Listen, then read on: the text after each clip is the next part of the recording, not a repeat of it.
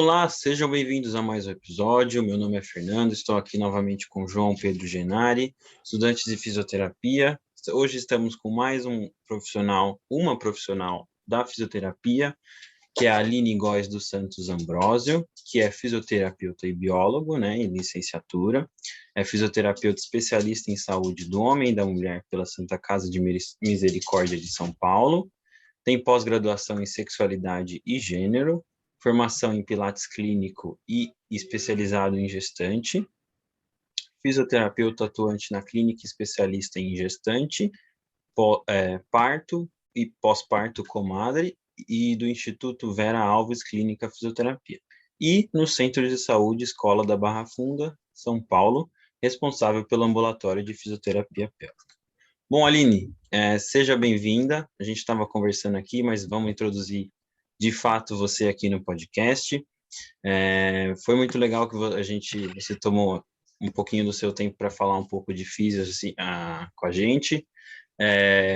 Estou esperando bastante um papo bem cabeça, que nem a gente estava fazendo. E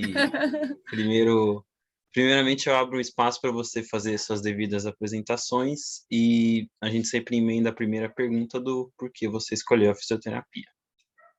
Olá a todos.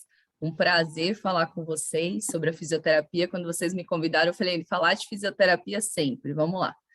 Porque realmente a fisioterapia é uma profissão que foi escolhida assim, às vezes eu nem entendo onde eu escolhi, quando que eu escolhi a fisioterapia, mas ela me escolheu.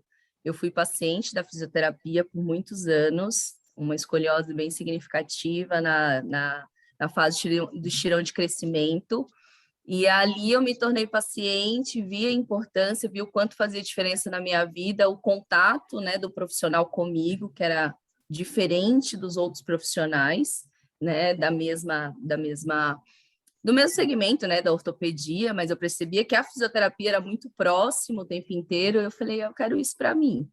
E foi assim que eu escolhi a fisioterapia, formei em fisioterapia lá na Bahia, sou baiana, e é isso, vamos conversando aí. Legal. E aí você fez a fisioterapia quando era, né, você falou no estirão, então quando era, né, na adolescência, Isso, eu fiz a fisioterapia dos 15 até uns 18 anos, paciente de fisioterapia. Entrei no curso de fisioterapia com 17 anos, em 2006. Eu entrei bem novinha na fisioterapia, ainda era paciente quando já era aluna, né? O primeiro semestre da faculdade, eu lembro que eu ficava conversando já com a fisioterapeuta sobre o que ela me tratava, e eu queria entender, né? Porque eu estava vendo anatomia, eu queria entender o que estava acontecendo ali. Então, desde então, eu sou formada em fisioterapia há 10 anos. E a sua maior inspiração, então, foi por conta, você estava fazendo fisioterapia, né, tratando uma escoliose. Isso. E acho que era acompanhando sempre ali, mas teve mais alguma outra inspiração por parte dos seus pais ou alguém que você conhecia, não? Não, dos meus pais, assim, não. Eu sou a primeira filha, neta de tudo, formada, né? Somos lá do interior da Bahia, então essa educação era bem difícil. Eu quero fazer essa pergunta. Então, ter uma neta, uma filha formada era um sonho da família, né? E aí, eu acho que a inspiração foi realmente essa fisioterapeuta que despertou a fisioterapia mesmo para mim, porque eu me sentia muito bem fazendo, né? Então, a Sayonara, eu lembro como hoje o nome dela, ela está lá em Itabuna, ainda atende lá na Bahia, e foi ela realmente um divisor de águas. Acho que foi bem interessante, assim, porque quando você tem um contato com o profissional, você fala, então tá, entendi essa profissão. Às vezes você no ensino médio, você não sabe o que significa aquela profissão, né? Você não sabe o que o fisioterapeuta realmente faz, né? A fisioterapia é uma área muito ampla, e eu tive a oportunidade de conhecer, na época eu fiz RPG, né? E fiz fisioterapia convencional mais o RPG, então foi um ótimo contato. Show de bola. E aí, vamos falar num outro cenário, se você não tivesse escoliose, você acha que estaria em uma outra área? Certeza.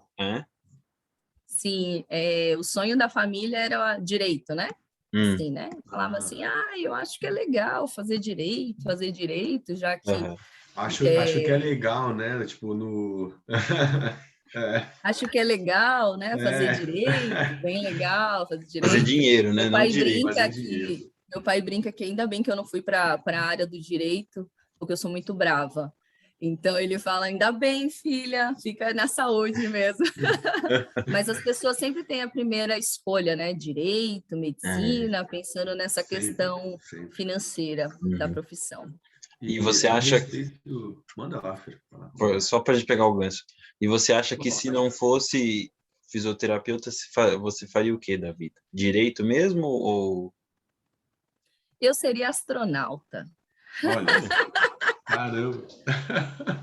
Eu gosto eu adoro, sei lá, o desconhecido. Eu acho que, no final, a fisioterapia vem muito também por isso, sabe? O conhecimento, essa busca pelo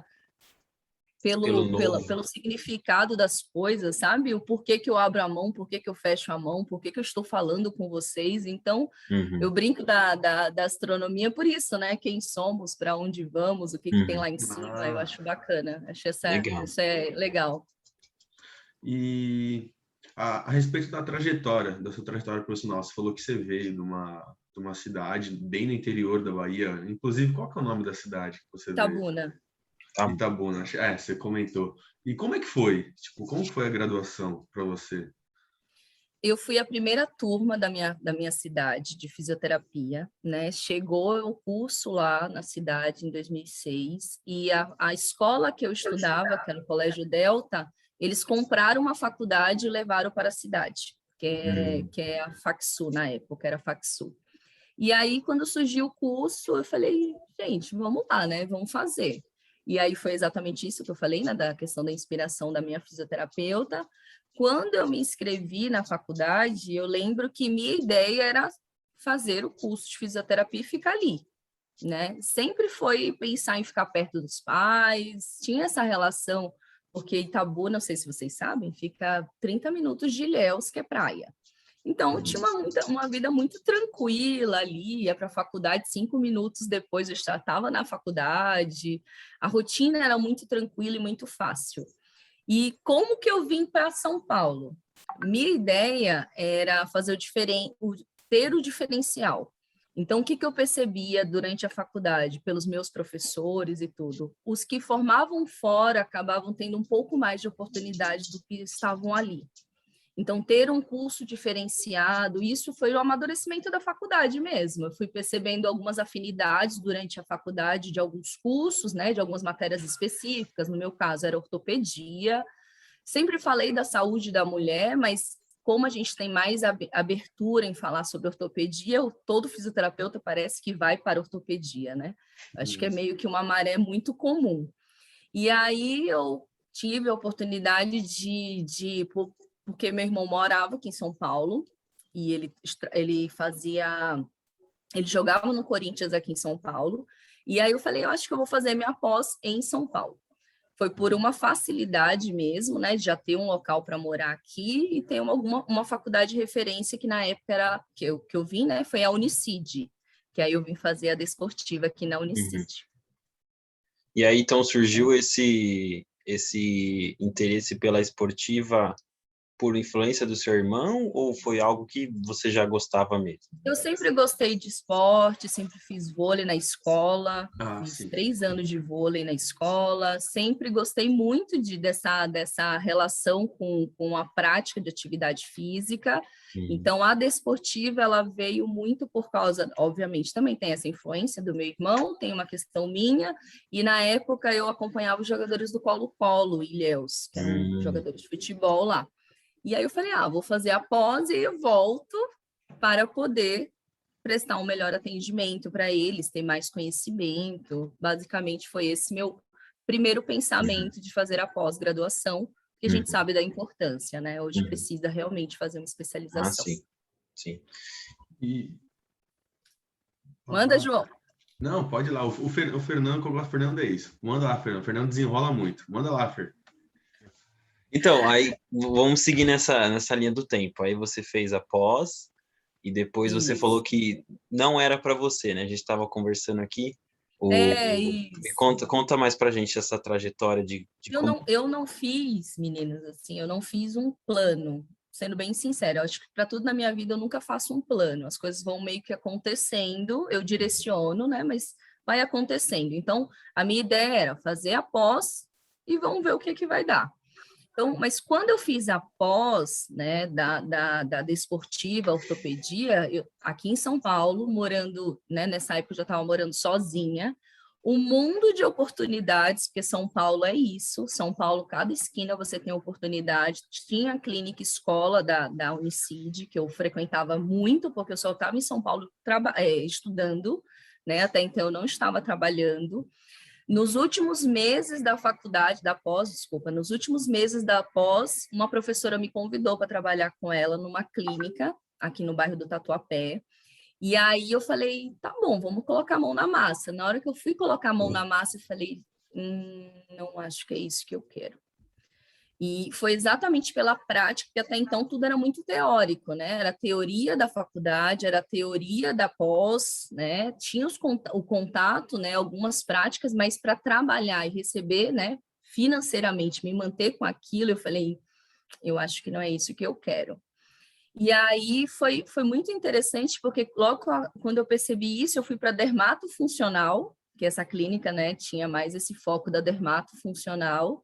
E lá na dermatofuncional eu me aproximei muito do mundo das mulheres, né, de entender a mulher, de conhecer a mulher, entender a fisiologia da mulher, que foi aí que eu tive esse tique e falei assim, ó, peraí, preciso fazer algo a mais para poder ter um diferencial. Foi aí que eu fiz o curso de Pilates, conheci o digníssimo meu marido, fiz o curso de Pilates e falei, preciso entender essa mulher agora por dentro. Foi quando a Santa Casa de São Paulo me abriu uma porta assim imensa, foi sensacional a oportunidade que eu tive de entrar na Santa Casa. Entrei como paciente, tive um acidente de carro bem grave, entrei com politraumatismo na Santa Casa, e aí eu entendi o que era a Santa Casa, porque até então só ouvia falar da Santa Casa. Quando eu fui atendida pelos alunos, conheci como que era a rotina da Santa Casa, eu falei, vou estudar aqui dentro e vou voltar de alguma forma. E aí foi aí que eu fui fazer a minha pós na Santa Casa e até hoje não saio. Tô lá. E a respeito na Santa Casa em si, né? Acho que o acidente foi um grande obstáculo, mas na sua carreira em si, quais foram os maiores obstáculos que você teve? Se foi tipo vir da Bahia para cá, se for na graduação, se for no mestrado, que tipo, uma doideira. Meu primeiro obstáculo, João, foi primeiro a questão de não ser de São Paulo. A questão de uma baiana, né? Pouco conhecia sobre a cidade, assim, o estilo de vida, a forma de viver de São Paulo é muito diferente. Então, o primeiro obstáculo foi exatamente esse. Quem é a Aline, né? Um paciente, ele não chega para você do nada, ele precisa vir de algum lugar. Então, minha primeira barreira foi exatamente essa. Primeiro, como que eu falo? Primeiro, esqueci, fugiu a palavra. Primeiro, me habituar a São Paulo, né? Entender a rotina de São Paulo e depois fazer com que esse paciente surja, né? Ele precisa surgir de algum lugar. Foi por isso que eu fui fazer os cursos, foi por isso que eu precisei entrar nessa clínica, né? Quando eu fui convidada, porque eu precisava filtrar pacientes de algum local, tá? E aí, esse é uma das primeiras, né? Os primeiros obstáculos. Segundo obstáculo tem a ver com a rotina do fisioterapeuta em São Paulo, é muito diferente. A gente não tem como ter só um emprego em São Paulo. Assim, na verdade, eu acho que em vários locais, mas não tem como no sentido mesmo de deslocamento financeiro, tudo. A gente precisa, né, tá ali, ó, para um lado e para o outro. Então, esse eu acho que foi meu primeiro obstáculo mesmo. O mestrado eu não vejo como obstáculo, eu vejo, na verdade, até como uma ponte, está me ajudando bastante a desenvolver, de conhecer outros profissionais da área. Então, é isso, basicamente é isso. E aí, você hoje em dia está atuando, né, na fisioterapia pélvica, né? Isso, eu sou fisioterapeuta, especialista na saúde da mulher e do homem. Ah, tá. É reconhecido pelo nosso COFITO como fisioterapia especialista na saúde da mulher. Ah, tá. Mas aí você atua com ambos os sexos. Isso. Eu atuo hoje só com mulheres na área da área da pélvica, né? Só com mulheres. atuo num contexto geral, porque eu sou responsável pelo ambulatório da Santa Casa, ali na UBS da Barra Funda. Então, nesta UBS, hoje, eu atendo todo o público, né? Atendo idosos, atendo pacientes ortopédicos, neurológicos, respiratórios. E nessa mesma unidade, nessa UBS, eu tenho um ambulatório específico de saúde da mulher. Entendi. E aí, neste ambulatório, eu preconizo atendimento na área da sexualidade, na área do atendimento para gestante, parto e pós-parto, e toda a parte de disfunções uroginecológicas. Legal. Rapaz, Fernando, é tanta coisa que eu fiquei até confuso aqui, bicho. Fala um negócio pra você, viu? Isso que eu estou falando é só da UBS. Rapaz, é tanto lugar que, né? Eu gosto desse universo assim da fisioterapia de possibilidades. Eu falei isso para vocês, né? Eu gosto é o diferencial que você estava procurando, né? Que você falou. Sim. E acho que nesse nicho aí de diferencial, uma coisa que você tem que querendo ou não influencia na sua vida pessoal e profissional é que você já, antes de ser fisioterapeuta, você foi paciente. E aí depois foi no mesmo tempo e que estava vivendo um e que estava vivendo o outro. Então, quando chega uma pessoa para você, quando chega um paciente para você, você vê ela como uma pessoa antes. Muitas pessoas, muitos terapeutas, né, e às vezes até muitos médicos também não vê como uma pessoa em geral, entendeu? Não vai tratar o João Pedro, vai tratar o joelho do João Pedro, entendeu? Ou só o joelho mesmo, nem citando nomes, por exemplo. Eu acho que isso que você falou faz muito sentido. Eu lembro que quando eu entrei para a parte acadêmica, né, foi em 2013, né, aqui em São Paulo, tive essa oportunidade, eu comecei pelos cursos técnicos, né, que era o Pronatec, um programa do governo, de formar essa parte técnica. Por que eu estou falando isso para vocês? Porque quando a gente vai para um curso técnico, a gente lida com pessoas em todas as classes sociais, que está querendo fazer um curso técnico rápido e poder ter um dinheiro. E eu lembro que quando eu entrei na sala de aula, eu acho que foi o primeiro estalo que eu tive. Eu falei assim, quando a gente vira essa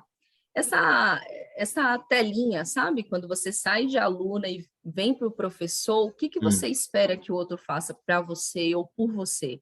E isso eu levei para os alunos, né? Além da parte técnica, também fui para a graduação, mas isso também eu levo para os alunos lá da Santa Casa, que Santa Casa é um hospital-escola, né, também, e eu falo exatamente isso. Se fosse você, como você gostaria de ser tratado? Eu acho que a minha primeira experiência faz com que hoje eu faça isso tranquilamente.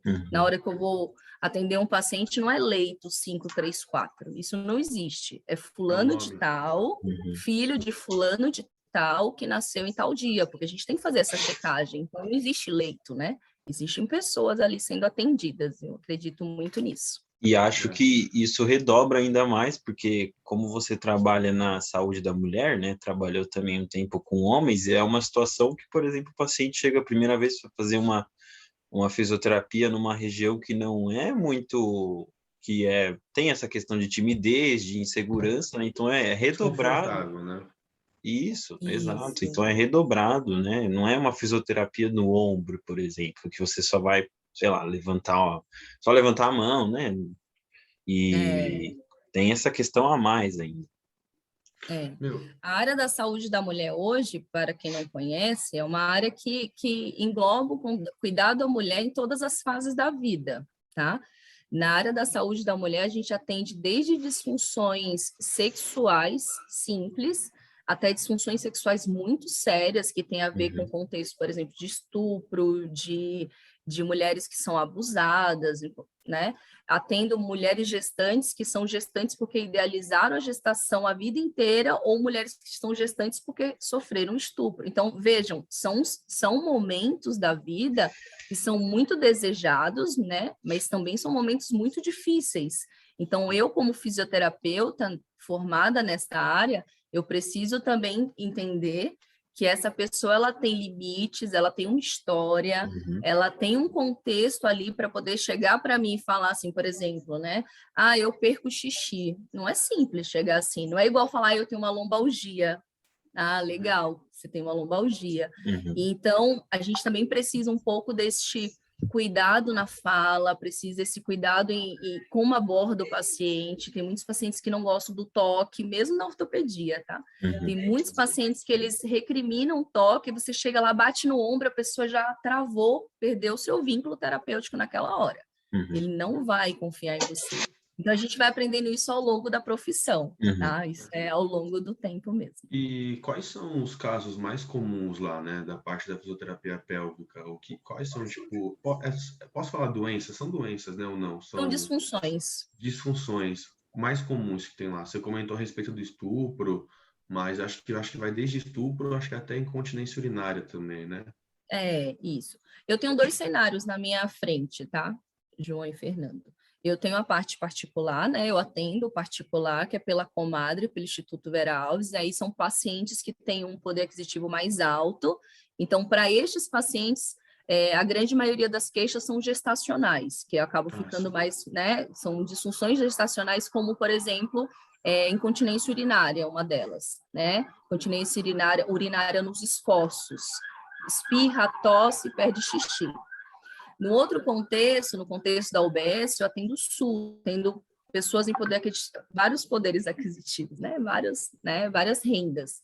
Então, no contexto SUS, hoje é mais disfunção sexual. É a queixa mais comum que eu tenho e que, devido ao ambulatório facilitar isso, dessa conversa com o médico da família, com os próprios ginecologistas da UBS, elas acabam vindo, porque é um serviço escasso na rede pública. Na verdade, nós somos, se não a única, pouquíssimas UBSs que tem fisioterapeuta pélvico hoje. Não é uma contratação habitual.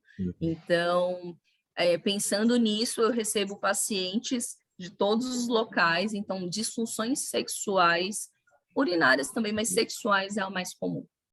E como que é um tratamento... Como que é o procedimento para uma disfunção sexual? Uma mulher que chega com esse problema lá para você. Como que é? Legal, João. Boa pergunta. Primeiro é a queixa da paciente, né? Não é o que ela tem de CID, é o que realmente representa aquela paciente. Isso para todas as áreas da fisioterapia. Então, às vezes, o médico fala assim, pela queixa que você tem, né? Tem mulher que se queixa assim, né? Vou abrir aspas, uma fala de um paciente. Toda vez que eu vou fazer o exame de Papa Nicolau, que é aquele exame que coloca um espéculo, né? Sim. Coloca um aparelho dentro. Toda vez que eu vou fazer esse exame, eu não consigo realizar, dói muito e a enfermeira não consegue fazer o exame. Toda vez que eu vou ter uma relação sexual com um parceiro hétero, né? Com penetração, meu parceiro não consegue fazer a penetração. Então, isso pode caracterizar um vaginismo, que é uma disfunção sexual que acontece um estreitamento do canal vaginal. Então, o canal da vagina ele fecha completamente e não consegue ser acessado. O nome disso é vaginismo. Então, o médico vai lá dar o CID vaginismo, ponto. Então, quando vem para a fisioterapia, ela vem com esse CID, mas a gente tem que fazer uma anamnese, entender onde que aconteceu, por que que aconteceu. Foi um abuso sexual na infância, por exemplo? Foi porque a primeira vez daquela mulher não foi agradável? Foi porque toda vez que ela tem relação sente dor e essa dor ocasiona esse fechamento do canal? Então, tudo isso tem que ser muito perguntado. Depois de perguntado, a gente traz esse plano de tratamento. Então, pode ser o uso de eletroestimulação, que é a mesma que usa na ortopedia, a gente utiliza dentro do canal vaginal ou em volta do canal vaginal. Pode utilizar acessórios como dilatadores, que são como se fossem próteses, simulando pênis, que vão alongando, né, alargando, relaxando essa musculatura. Pode ser pela termoterapia para poder relaxar, porque é um músculo espástico, então a gente tem o mesmo pensamento da fisiortopédica, espástico não neurológico, tá? Então, a gente vai precisar relaxar aquela musculatura para ela poder ter a qualidade, né, na parte sexual e até na parte, por exemplo, ginecológica. Ela não faz nem exame por causa dessa disfunção. Então, é basicamente assim o tratamento. O tratamento ele pode ser invasivo, que a gente não considera invasivo, né? Pode ser um tratamento íntimo, que é dentro do canal da vagina, ou fora. Porque, como eu falei, né, a gente olha o paciente em todo, não só o CID. Então, às vezes, a disfunção que ela tem dentro ali do canal vaginal começou quando ela, por exemplo, ela tem o vaginismo, mas também tem uma lombalgia. Então, não adianta eu tratar o vaginismo e não tratar a lombalgia. Então, eu tenho que fazer essa inter-relação das áreas aí, e o paciente acaba sendo tratada como um todo. Fer, peraí, deixa eu fazer mais uma pergunta, Fer, só mais uma. Então, vai lá! O vaginismo, ele é ocasionado, que nem você deu exemplo, de uma mulher que sofreu abuso sexual, ou que a primeira vez dela, óbvio, tipo, não foi tão bom. Então, tipo, o vaginismo ali seria um mecanismo de defesa, tipo, seria isso? Não tô sabendo. Assim, não existe um caso específico, tá? Foi por isso ou por isso. A gente pensa em vários fatores, tá? Mas sim, é o mecanismo de defesa do corpo que causa um estreitamento, um fechamento toda vez que ela se sente ameaçada de alguma coisa. Entendi. Mas essa ameaça, ela pode acontecer até de forma muito inconsciente. Então, por exemplo, se você vai lá e abraça essa mulher que tem um vaginismo, você abraça de uma vez, ela trava. Aí talvez ela pensa, sei lá, numa possível, sei lá, um tempo atrás que ela sofreu um abuso. Aí, exato. Eu tenho um caso específico para citar para vocês, de uma paciente que ela chegou para mim num pós-parto, e nesse pós-parto ela estava sem fazer xixi há 15 dias. Meu Deus! O que é fazer xixi? O que é urinar? É relaxar o músculo. Então, devido à questão de como foi o parto dela, independente se foi traumático ou não, ela já tinha um vaginismo antes de gestar. Então, ela não conseguia fazer xixi, o básico, gente. Pensem no básico, vital da vida, é o relaxamento. Olha como isso é impactante na vida do paciente. Então, ela usava sondas, ela tinha que colocar a sonda para fazer o esvaziamento dessa bexiga. E aí a gente conseguiu relaxar toda a musculatura em volta, como eu te falei, não é só aquela estrutura. A gente relaxou a estrutura em volta, ela conseguiu fazer xixi. Depois que ela fez xixi, foi aí que a gente foi começar a tratar mais para poder entender. Para vocês terem ideia, ela foi abusada sexualmente com 5 anos de idade pelo padrasto dela. Então, ela veio com essa informação corporal, por isso que a gente fala dessa relação de corpo e mente, é muito real isso. De toda e qualquer figura masculina significava uma ameaça para ela. Então, é óbvio que alguma musculatura não ia ficar relaxada, né? Ah, que legal, não é assim. Então, no caso dela, o vaginismo acontece e ele é bem real. E dá para, na fisioterapia pélvica, dá para entrar com essa, como por exemplo, o trabalho preventivo, ou é mais quando tem uma presença de uma disfunção também? Boa. O correto seria a prevenção. Eu brinco com as minhas pacientes, com as minhas alunas. Todo mundo escova o dente. Ninguém fica indo para o dentista ir lá escovar seu dente. Você tem que ter uma rotina de limpeza, de acompanhamento com o dentista, mas quem tem essa responsabilidade é você. Então, para a fisioterapia pélvica, a gente sabe, assim como qualquer outra área do nosso corpo, nós estamos num processo de envelhecimento constante. Toda e qualquer estrutura sofre com o envelhecimento, se ele tem que ser fortalecido e estabilizado, assim como qualquer outro músculo do corpo, a região da pelve, que é o assoalho pélvico, também deveria fazer isso. Então, eu proponho que todas as mulheres, na verdade, façam uma avaliação pélvica uma vez na vida, entenda seu corpo, entenda como é que ele está, faça essa manutenção e, se tiver uma disfunção, busque, né, um tratamento mais específico para aquela disfunção. Mas o correto seria o preventivo. Eu trabalho muito preventivo, levanta a bandeira do preventivo, por exemplo, para gestante. Ah, é normal toda gestante ter lombalgia. Mentira. Ah, é normal toda gestante ter incontinência urinária. Mentira. Não é normal. É comum, né? Mas a normalidade não existe para essas questões. Todas, né? Aí, oi? Normal seria se fosse todas tivesse isso, né? Mas foi uma coisa para prevenir, né? E não é, sabe por quê? A mulher, ela gesta, mas ela não deixa de ser aquela mulher que antes era sedentária, que antes ela não fazia nada, entendeu? Então, ela vem com essas disfunções por muito tempo. A gestação é algo que em pouco tempo modifica muito. Então, as pessoas acabam falando mais. Ah, tenho lombalgia, estou perdendo xixi, né? A mulher, ela fica em hipervigilância quando ela está gestante. Então, ela observa os sintomas que antes ela também tinha, mas não ligava. Né? O que é uma lombalgia? Eu tomo um remedinho e continuo a vida. Ela não liga para isso. Mas gestante, sim. Mas a gente tem que trabalhar o preventivo. Meu papel como atenção primária da UBS é isso. Fazer o preventivo. E a respeito do contato multidisciplinar, que nem eu estou na cabeça com isso até agora, a respeito de uma paciente que foi lá, relatou, né, tipo, foi abusada sexualmente. Como que vocês fazem esse contato multidisciplinar com o psicólogo? Como é que funciona? Eu vou dar o exemplo da minha realidade, tá bom? Tá bom.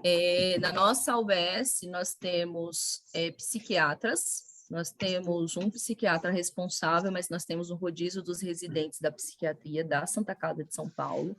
Nós temos um psicólogo, e além desse apoio, né, desses dois profissionais, eu tenho os médicos da família.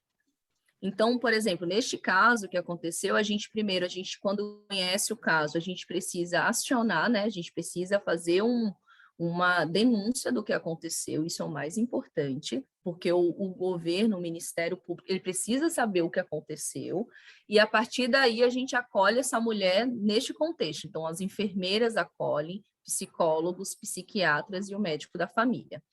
Quando vem uma paciente como esse caso, né, direcionada pelo médico, ela vem e faz um atendimento em conjunto. O primeiro atendimento, normalmente, eu faço junto com o psicólogo, para poder entender qual abordagem, o quanto ela vai se abrir, porque não é do nada que ela chega e fala isso. E aí, depois que a gente consegue esse primeiro contato, aí a gente vai abrindo. E aí, cada profissional atende no seu horário específico, mas aí, como existe uma reunião técnica, né? A gente tem uma reunião da equipe, aí a gente troca informações sobre aquela paciente para entender como que ela está e como que ela está evoluindo. Essa é a minha realidade. Que bom. E falando um pouco mais dessa realidade, como que é esse dia a dia e como que é, né, a gente falou de realidade mesmo, de gerenciar uma unidade básica de saúde, né? Como começou também, né? Acho que você... Como começou? Isso. Eu entrei nessa unidade, e aí eu vou levantar a bandeirinha, porque eu fico muito feliz com essa informação. Eu comecei nessa unidade em setembro de 2019. Eu entrei junto com a minha colega Carol nessa unidade, porque existiam algumas falhas, eles perceberam algumas falhas relacionadas à fisioterapia, por motivos que a gente não nos cabe. Mas existiam algumas falhas de atendimento. Então, para vocês entenderem, a gente chegou lá, tinha uma média de 79 atendimentos por mês. Chegamos, estruturamos o serviço de uma forma com que a gente conseguisse absorver esses pacientes que não estavam sendo atendidos. Fizemos triagens, fizemos avaliações para entender se o paciente ele tem perfil de atendimento individual ou atendimento em grupo, porque nós sabemos que condições patológicas da fisioterapia elas são crônicas, é um paciente que vai precisar de um cuidado ali mais prolongado, e não ter este cuidado quer dizer ele não fazer isso em casa. A gente sabe que existe esse perfil de paciente, então, a partir da avaliação, a gente conseguiu organizar isso. Entramos em setembro, em novembro de 2019, nós fizemos 518 atendimentos. Por mês. Por mês. Então, nossa meta hoje são 420 atendimentos por mês. Devido à pandemia, teve uma diminuição, obviamente, todo mundo sabe, né? Infelizmente, a gente não conseguiu manter os mesmos atendimentos, mas hoje a gente já está retomando, que foi liberado pela prefeitura. Então, a gente tem orgulho em falar isso, porque olha quantas pessoas, olha quantas famílias nós conseguimos acessar. Porque quando a gente trata um paciente, a gente não trata o paciente, nós tratamos uma comunidade, a gente trata a família. Porque se o idoso que era dependente, tinha os filhos que tinha que cuidar, tinha cuidador, quando ele se torna independente, mais independente, toda essa rede de apoio ainda continua, mas agora existe mais uma independência deste idoso, ele tem mais autonomia, ele consegue fazer mais as coisas dele. Quando uma mulher que tem uma disfunção, por exemplo, sexual, quando ela é tratada, todo o resto, ela acaba tendo benefícios. Então, não é só o paciente, nós atendemos, na verdade, aquele contexto ali, aquela família. E como que é o contato, seu contato, né, o contato terapeuta com o paciente nos atendimentos? Me falaram que eu tinha que fazer um juramento, que paciente é paciente, terapeuta é terapeuta, mas eu confesso que eu esqueço um pouco desse juramento. Eu converso com todos os meus pacientes, todos eu sei por nomes, né? Nós temos um contato muito próximo, justamente porque nós somos unidade básica. A gente chega e fala, e aí, seu fulano e fulana de tal, já comeu, já fez isso, porque a gente precisa deste contato e a gente gosta de ter esse contato. Pelo menos isso é uma conduta minha e da Carol, né, que é minha colega de profissão lá na UBS. Então, nós temos um contato muito próximo. Então, por exemplo, hoje mesmo aconteceu de um paciente nosso, ele sofreu um AVC, nós ficamos sabendo pela agente de saúde, porque lá nós temos um agente de saúde. Na mesma hora, a gente ligou na Santa Casa, pegamos informações. Então, a gente tem essa autonomia e nós temos essa liberdade, a diretoria nos dá essa liberdade de conhecer o paciente, de ter esse contato com o paciente. E ele é importante, nós percebemos uma diferença absurda em relação ao vínculo terapeuta-paciente. Quando esse vínculo existe, eu vejo uma evolução muito grande. Quando esse vínculo ele não existe, às vezes é contestável, porque a gente sabe que não é só a técnica que melhora o paciente. E deixa eu perguntar, tem alguma coisa escrita que fala que, acho que, não sei, depende da unidade, lugar que você trabalha, que fala que você não pode ter esse vínculo? Existe alguma coisa que fala isso? Não existe exatamente sobre isso. Eu acho que não, né? Mas a gente sempre existe algumas regras, né? Regras assim em relação a não ter telefone do paciente, o paciente não ter o telefone do terapeuta, né? Às vezes falar sobre família número 230. Não sei quem é a família 230, mas eu sei quem é a família do seu Antônio. Sabe assim? Entendi. Então, às vezes, existe algumas como é que eu falo? Hierarquias, existem algumas questões burocráticas que existem em todo e qualquer sistema, mas eu acredito que para a parte terapêutica, principalmente para pacientes crônicos, poliqueixosos, faz muita diferença esse contato. Sim. E você sente que ainda isso é um diferencial, por exemplo, da sua UBS, ou já é hoje em dia uma realidade das outras, ou até mesmo em outros locais de atendimento, não só da fisioterapia, mas medicina, psicologia, né? Tratando mesmo no biopsicossocial? Eu vejo que existe uma maré positiva em relação a esse entendimento do biopsicossocial, né? Até mesmo quando a gente fala de paliativos, quando a gente fala de pacientes crônicos, a gente está vendo uma necessidade dessa aproximação, né? De falar sobre isso. Mas eu ainda acho que o Sistema Único de Saúde ele está caminhando, né? Está indo uma forma mais lenta sobre isso. Eu vejo que, para a minha realidade, é algo muito, muito, muito difícil encontrar nas outras. Infelizmente. Então, nós somos de uma região central, é mais fácil acesso, os profissionais ali, eles acabam agregando a UBS porque fica mais próximo das residências deles. Então, quando isso vai para a periferia, não sei se está acontecendo igual, né? Por exemplo, a gente, durante a pandemia, nunca faltou material, nunca acabou uma máscara, nunca. E a gente sabe que, infelizmente, isso não foi a realidade de todos os outros locais de atendimento. Então, eu acho que, infelizmente, ainda é algo muito específico, mas a gente luta para que isso modifique. E durante todo esse seu tempo de carreira, ou até mesmo lá na clínica Comadre, Comadre Instituto Vera Alves. Que você atua, qual foi o quadro clínico mais marcante que você teve, assim? Um dos, né? Um dos, né? Isso, é verdade, um dos. Eu falo para as alunas da pós lá da Santa Casa de Saúde da Mulher, eu falo assim, é muito bonitinho quando a gente vê uma mulher grávida e a gente vai em cima, né? A gente fala, nossa, que lindo, você tá grávida. Só que a gente não sabe o contexto, por que ela ficou e como que está essa gestação, né? Existe uma romantização da gestação. Né? Existe uma romantização da gestação no contexto geral. E aí esse exemplo que eu vou te falar para você é exatamente de uma gestante que ela com 23 semanas da UBS, tá? Ela com 23 semanas ela descobriu uma síndrome raríssima chamada displasia tanatofórica. É uma displasia que acontece em 1 a cada 100 mil nascimentos, sem causa específica, ninguém sabe por quê nem para quê. Mas o corpo do bebê, ele é um bebê que tem um nanismo, só que no caso dessa displasia, esse nanismo é incompatível com a vida. Então, a parte estrutura óssea não desenvolve, fica bem pequenininho, e a parte dos órgãos desenvolve. Então, é só a parte estrutural ali, esquelética, que ela não desenvolve. Ou seja, ela passou inteira, eu fiz o acompanhamento pré-natal dela inteiro, sabendo que o bebê, quando nascesse, poderia morrer. Na verdade, ele iria morrer. A gente só não sabia quando, porque tem um só, que é um caso nos Estados Unidos, que uma criança viveu até 14 anos. Foi o máximo relatado pela literatura, né, que é um caso específico.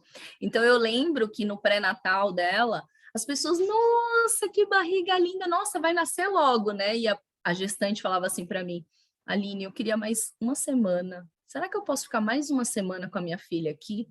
Algo que é incompatível com as gestantes com 38 semanas, que todas estão falando, nossa, eu não aguento mais, não vejo a hora que nasça logo, eu quero dormir, né? Por exemplo. No caso dela, ela queria mais uma semana com a bebê dela, porque na hora que cortasse o cordão umbilical, a bebê poderia morrer. Então, foi muito difícil, porque eu sou, acho que vocês já perceberam, enlouquecida para atender gestante. É uma área que eu realmente me identifico muito. E eu lembro que eu não podia abraçar, estamos em pandemia, não podia, né, dar mais de mim, porque existe uma limitação ali da vida, né? Não tinha o que fazer. E eu lembro que ela sorria, ela brincava, ela fazia tudo, e as pessoas, nossa, já fez chá de bebê? Ela, não vou fazer. E explicava todo o caso. Nossa Assim, Senhora. isso foi muito, muito marcante para mim. Aconteceu há pouco tempo, tá? Isso até. Só de E aí a imaginar, bebê Oi? só de imaginar já. Entendeu? Então eu lembro que ela teve uma situação que ela teve aumento do líquido amniótico, né? E esse aumento do líquido amniótico podia causar uma prematuridade, que era exatamente o que ela não queria, que ninguém queria que acontecesse. E isso pode ser, né, uma das indicações de segurar um pouco a fisioterapia pélvica. E eu lembro que o médico falava assim, Aline, não suspende a físio, porque eu sei que faz tão bem para ela vir na fisioterapia, ficar com vocês, conversar, né? Ficar aqui o tempo inteiro, sair de casa. Ele falou, faz com ela, mas faz só para, né? Assim, ele brincava, né? Faz alguma coisinha só para poder ela manter ali, porque a gente também queria dar qualidade para ela, né?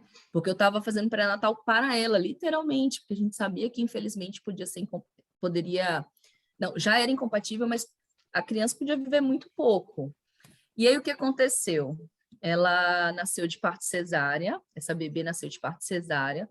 Na hora que nasceu, ela já foi entubada, ela não chegou nem a respirar porque o pulmão dela não expandiu, porque a estrutura óssea não é compatível com aquele pulmãozinho. Ela ficou 10 dias no tubo, mamou do leite da mãe, teve toda essa questão. Eu lembro que eu acompanho pouquíssimos partos da UBS, porque eu não consigo, mas eu lembro que no pós-parto dela, eu estava lá no dia da alta dela, porque eu senti essa necessidade, sabe? Porque eu sou mãe também. E aí a bebê ficou 10 dias e veio a óbito. Imagina Triste. fazer um pós-parto dessa mulher. Foi bem pesado. Imagina. Mas é isso. E aí, João, fácil? Fácil, João? Não, fácil não é, nem um pouco. Pois é. Porque às vezes a gente fala assim, ó, de como foi difícil atender um paciente, não desmerecendo, tá? Beleza. Mas, tipo, você fez toda a reabilitação de joelho, pá, o cara vai lá andar e, puf, rompe de novo. É difícil. Rompe de novo. Mas quando você fala da questão de vida e morte, é muito difícil. Tem muita, principalmente a ortopedia, é uma área que felizmente, né, não lida muito com a questão de vida e morte, que nem você falou, né? Então, a gente vê também, né, na fisioterapia pélvica, na respiratória, na cardio, que precisa desse contato, entendeu? Imagina se ela tivesse o aumento do líquido amniótico e suspendesse a físio. Você, não, é só minha paciente, entendeu? O protocolo fala para tirar a físio. Não, mas eu vou tirar, pô. Entendeu? Não, nunca, né? Mas isso eu acho que isso é quando a gente, por exemplo, soma quem é você, o que você se tornou como profissional e o que você quer ser depois disso tudo, entendeu? É quando você agrega qual é a sua história com a sua técnica, e ali você faz a diferença para a profissão da fisioterapia e para você também, né? Não é só o título de ser fisioterapeuta, pelo menos eu penso assim. Eu acho que tem que fazer sentido, né? Você acha que você já tinha esse pensamento, né? Nesse caso clínico que a gente acabou comentando, já tinha esse pensamento antes de ser mãe, ou foi algo que você adquiriu, né? Desenvolveu depois de ter dado a luz para sua filha? Eu acho que isso tem a ver com a minha criação de filha. Eu acho que a informação ou quem eu sou, não quem eu era, né? Eu não deixei de ser, mas quem eu era na infância, como meus pais me trataram, sabe? O valor das coisas, que nada veio fácil, nada, né, foi fácil. Eu acho que todo esse contexto, filha de mãe adolescente com 15 anos, pai com 17, eu acho que tudo isso soma ao que depois eu consegui com a educação, né? Regular, né, que é a faculdade, acho que aí agrega e aí você consegue evoluir. A gestação é um diferencial, mas a gestação, pelo menos para mim, é uma cobrança. Então, eu ser mãe não pode interferir no que eu acho que a minha gestante tem que ser como mãe. Entenderam? É muito pessoal, né? Exato. Porque assim, eu como mulher, naquele momento, eu tive algumas situações que isso não quer dizer que minha paciente vai ter e que eu tenho que ajudar para ela ser diferente do que aconteceu comigo, entendeu? Então, por exemplo, meu parto foi péssimo, foi violência obstétrica o tempo inteiro, mas eu não posso falar para ela, então faça isso para não ser como você, porque eu acredito que cada um tem sua história. Eu, como profissional, eu vou fazer o melhor para que a história dela seja positiva, mas cada um tem sua história. E, Aline, como foi para você, quando você entrou na clínica, que nem você, acho que deu 2 polos diferentes, né? Aquele polo que você, como é que fala, atende o pessoal de convênio, que é mais para gestantes, Não atendo convênio, peraí, convênio desculpa, não, te interromper. perdão, Particular. perdão. E particular, e da parte da UBS, que é vários patamares ali, você falou. Como foi para você no começo escutar várias histórias das mulheres chegando para você falando tipo de violência sexual? Como é que foi para você isso Tudo, aí? né? Tipo, você levava para casa isso? Porque, meu, eu acho que é o pesadelo de toda mulher. Isso aí, acho que não nem... Ó, eu comecei pelo particular. Minha vida profissional iniciou pelo particular. E lá no particular eu sempre trabalhei com a questão, eu não gosto desse termo, mas com a questão de humanização de atendimento, parto humanizado, né? Eu acho que todos têm que ser humanizados porque somos humanos. Mas eu fui primeiro para o particular. Quando eu estava no particular, João, eu me senti um pouco hipócrita de falar que toda mulher tem que ter acesso a informações de qualidade.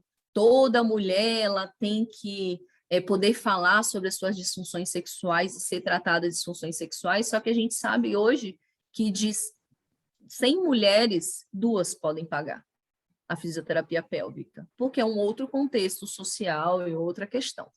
Então, os relatos dessas mulheres do particular, eles são relatos muito superficiais, porque eu não sei se elas não se abrem ou se para a realidade dela esses dados, né, esses fatos mais marcantes, eles acabam não existindo ou pouco falado. Vocês conseguem perceber isso? Porque, às vezes, no particular, essas mulheres ali que têm um poder aquisitivo mais alto, ou elas não passaram por essas situações, ou elas acham que é irrelevante falar daquela situação, ou poucas falam mais sobre isso. Então, quando eu quis entrar na Santa Casa, eu quis exatamente aumentar esse acesso para mulheres do SUS, né, para elas terem essa oportunidade, porque eu já imaginava que a realidade era diferente. E aí, quando eu fui para o SUS, foi quando eu realmente entendi o que é a realidade da mulher brasileira, porque é diferente. né? São casos, não é que a mulher do particular não tenha, não é isso. São poucos relatados. Então, quando a gente vai para essa realidade, até porque o número é muito maior, né? Sim. Eu falei para vocês de 15 e 17 atendimentos no mês. Eu não faço isso no consultório.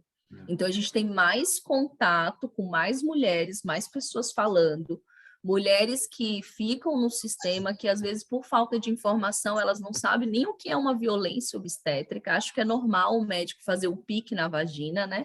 Que é a episiotomia. Elas acham que é normal o médico empurrar lá a barriga dela, que é uma manobra chamada Cristelé, que é considerado violência obstétrica. Então, elas ficam tão no normal, que elas nem percebem que elas foram violentadas. Então, quando elas relatam, sim, João, eu levava para casa, já chorei muito, já conversei muito, é pauta de terapia, muitos dos meus pacientes, para eu poder entender, né? Até hoje, eu tenho 10 anos de formada, mas eu tento, sim, no momento que eu estou com o paciente, ser o mais profissional possível, né? Ter esse olhar humano, mas ser o mais profissional possível, porque ele não pode entender, eu não posso transparecer, né, a minha dor pelo relato dele. Então, eu levo para casa, eu converso, eu tento absorver, tento estudar muito, a gente tem que estudar muito para ser um diferencial nesta área, estudar muito a parte da psicologia clínica, estudar muito o entendimento do ser humano como um todo, ver muita besteira na televisão de tipo, desenho animado para poder esquecer um pouco as coisas e voltar para a realidade no outro dia. Porque eu cheguei nessa pergunta da seguinte forma, eu falei, deve ser muito pesado. É seu sonho, mas deve ser, tipo, muito pesado. Hoje você hoje você está realizada, né? Já. Então, eu acho que eu sou realizada desde quando eu entrei na físio. Eu adoro a fisioterapia. Mas vai vir mais uma pergunta aí daqui a pouquinho sobre o futuro. Deixa eu te falar uma coisa, antes de você passar dessa fase aí. É pesado, mas sabe o que também é legal? Quando uma gestante ela vem para mim e fala assim, Aline, você fez a diferença na minha gestação.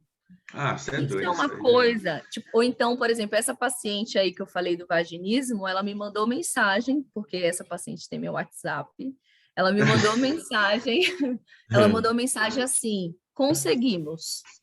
Aí eu coloquei 3 interrogações, ela, tive minha primeira penetração depois de 5 anos de casada. Ai, que legal. Aí, ó. Então, cara... Aí você, deu certo, é isso.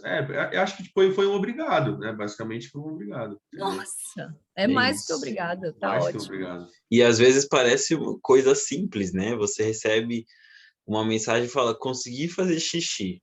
Se uma pessoa olha, consegui fazer xixi, eu faço xixi todo dia. Alguém tem dificuldade em fazer xixi? Toda hora, se deixar, né? Cara, mas agora você imagina que nem você comentou de uma mulher que estava 15 dias. Como que fica 15 dias sem ver xixi?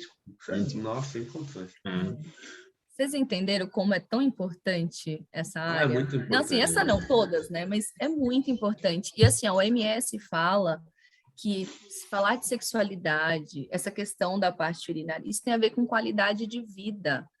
Sim. Então, a gente fala tanto de melhora de AVDs, né, dos pacientes, tem que melhorar, né, atividade de vida diária, mas ninguém pergunta, a gente pouco pergunta, e eu estou fazendo uma crítica, assim, estou levantando a bandeira para as outras áreas da físio. E aí, você faz xixi? Mas eu sou da ortopedia, não tem nada a ver isso. Não, tem a ver, porque se ela tem um problema do joelho, ela consegue sentar na privada para poder fazer xixi bem. Olha só, é isso mesmo. Então, eu sou da ortopedia, eu sou da neuro. Então, os pacientes um paciente que tem o Parkinson, ele tem relação sexual? Mas eu sou da neuro. Não, mas você tem que perguntar isso, porque isso tem a ver com qualidade de vida. Então, a gente tem que aprender a abrir essa mente e intercalar as áreas. É tudo interligado, né? Tem que ser, né? Tem que ser. Tem um artigo lindo sobre prótese de quadril, que é do pessoal da ortopedia, mandaram para mim. Na hora que eles viram, eles mandaram para mim. Aline, olha para você. Quais são as posições sexuais que um paciente que fez uma prótese total de quadril pode fazer para ter relação sexual? Que legal. Cara, eu imagino. Porque o cara fez isso, não quer dizer que ele não vai ter uma vida sexual. O idoso não quer dizer que ele não tem uma vida sexual. E a gente tem que falar isso. O idoso, ele tem a prótese. E aí, como a gente se preocupa tanto com sair do carro, não, tudo bem. Mas e qual posição que ele pode ter relação? A gente não fala. A gente, quando não é da área. Né? E eu acho que o legal é que que a gente tem o clínico geral, mas no seu caso é a fisioterapeuta geral também, porque você tem ortopedia, e isso, querendo ou não, vai te ajudar, né? Porque essa questão de posições sexuais, de sair do carro, de atividade de vida diária, seja no trabalho, seja em casa, seja no banheiro, seja onde for, né? Porque é o que você falou, é um ser humano que a gente está tratando. Exato. Às vezes a gente fala assim de mobilização precoce no leito, né? De tirar o paciente do leito, levantar, deambular. Tá bom, para quê? Para ele voltar para casa dele e ter independência. Tá bom, para quê? Aí fica assim olhando para minha cara, os alunos ficam assim olhando, mas para quê? Eu falei, sim, você perguntou se tem uma parceria, se ele é casado, se ele é solteiro? Já perguntou se ele tem relação? Mas acho que não tem. Mas o que você acha? Tem que perguntar, né? Então é tudo isso. Eu acho que é muito importante, principalmente, a gente já falar sobre isso de uma forma muito natural. Eu vejo que para os pacientes, sim, não é comum falar sobre vagina e pênis. Mas para o terapeuta é comum isso. Então, se ele ouve como uma fala comum no meio da conversa, ele também vai achar que é comum. Ruim é você alarmar que vai... Assim, por exemplo, eu não gosto muito quando os alunos falam assim, então, eu vou te fazer uma pergunta íntima. Pronto, já acabou o problema ali. Ou já ganhou um problema. Porque ele já vai se armar para aquela pergunta íntima. Então, eu falo assim, na anamnese, você pergunta, então, o que você come? Sei lá, você tem alguma doença prévia? Eu tenho isso. Você tem disfunção sexual? Então, no meio disso, a pessoa recebe a informação com a mesma naturalidade que você perguntou. Então, é uma dica, eu sempre acho que quando você vai perguntar, você dá uma enrolada ali, acho que a pessoa já fica... Não tem que enrolar, tem que mandar na lata mesmo. Tem que ser natural. No mesmo tom e na mesma frequência que você vai perguntar qual remédio você tomou hoje. No mesmo nível, assim. Porque ele vai responder com a mesma naturalidade. Eu brinco que as pessoas falam de guerra, mas ninguém fala sobre sexo. Então, gente, guerra é ruim, sexo é legal. Ter o tabu em 2021, né? É complicado. Muito. E que nem eu comentei antes, não ia fazer agora, mas já vou fazer. E tipo, você por estar nessa área, já me armei, Tata. Totalmente realizada, mas você tem algum plano de carreira a mais? Até hoje eu ainda sou aquela menina que saiu da Bahia para fazer uma pós. E eu, como eu falei, eu deixo as coisas acontecerem, mas eu tenho sim. A minha idealização, meu plano de carreira é a finalização do meu mestrado. Quero muito fazer. E através do meu mestrado, eu tenho uma vontade. Eu falo que são duas coisas na minha carreira que eu ainda quero fazer. A primeira é, através do meu mestrado, conseguir levar o nome da fisioterapia da saúde da mulher para toda e qualquer UBS do Brasil. Então, a ideia do meu mestrado é exatamente isso, a importância do fisioterapeuta na saúde, né? Eu vou falar pélvica, eu não gosto do termo, mas na pélvica, em toda e qualquer UBS, justamente porque eu vejo a diferença para as pacientes, então eu preciso entender, fazer os outros entenderem que faz a diferença para a vida dos... Olha a conversa que a gente teve agora, gente, precisa disso para todos. É minha primeira meta, né? Não, segunda, né? Primeira, finalizar o mestrado. Segunda, a fisioterapia pélvica em todas as UBSs. E a terceira é ir para um local bem do interior, bem afastado. Já comecei já a fazer esse passo já, que é levar para um público muito, muito, muito, muito, muito carente o que eu faço em São Paulo. Eu tenho essa ambição, assim, de plano de carreira mesmo, de chegar no interiorzinho, formar uma equipe lá da UBS de tal lugar, falar assim, senta aqui, vamos conversar, é assim que o negócio funciona, vamos traçar esse plano, tchau, vou embora e vou fazer isso em outras cidadezinhas. Eu tenho vontade de fazer isso. Levar a fisioterapia para o Brasil. Legal. Aline, em relação à saúde do homem agora, tá? A gente não comentou muito. Você já trabalhou com saúde do homem também, né? Você é especialista em saúde do homem e da mulher, né? Como que funciona uma fisioterapia pélvica para o homem? Hoje eu consigo, de uma forma... por causa do que eu alcancei da minha profissão, eu consigo hoje separar que eu não atendo homens. Mas é óbvio que eu acabo atendendo, né? Acabo atendendo um ou outro, porque como estamos numa unidade básica, se o paciente tem a demanda, a gente atende. Para vocês entenderem, a fisioterapia pélvica na área do homem atende disfunções sexuais masculinas, como ejaculação precoce e impotência sexual.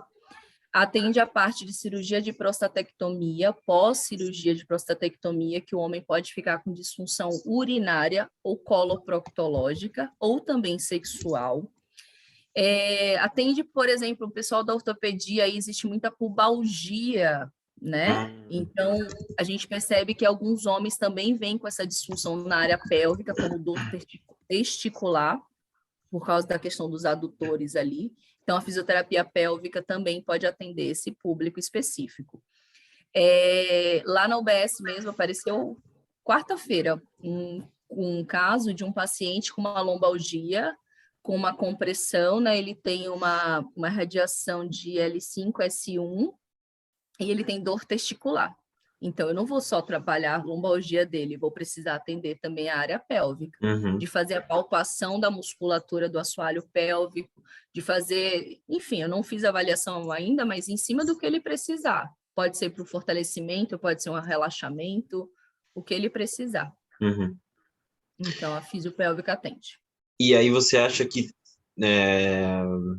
por essa questão de, às vezes, masculinidade frágil, é uma fisioterapia mais desconfortável para os homens, ou como que é, não? Não, os homens são os melhores pacientes em relação à disciplina e regras relacionadas ao seu tratamento. Caramba, o homem necessitado é um homem que ele busca, e eu falo homem sexo biológico, tá? Ele busca, porque se é algo que vai prejudicar ele vai. Tem, obviamente, alguns homens que têm mais receio e tudo, mas quando ele vai até o consultório, são os pacientes mais certos, os que não atrasam, são os que, quando você questiona, você fez exercício? Fiz todos, tá? Mesmo sendo uma fisioterapia que faz ali na região mais sensível, né? Assim, uma região mais... com muitos pudores, né? Porque às vezes precisa de manipulação anal. Mesmo assim, é um paciente muito assíduo, muito certinho. Lá no ambulatório, isso é uma informação bacana para vocês. Lá no ambulatório da Santa Casa, na UBS que eu tô, acabou de abrir um ambulatório específico de hormonização. Então, nós atendemos trans, homens e mulheres. Então, lá é feita toda a hormonização, né? O sexo biológico masculino, o sexo biológico feminino.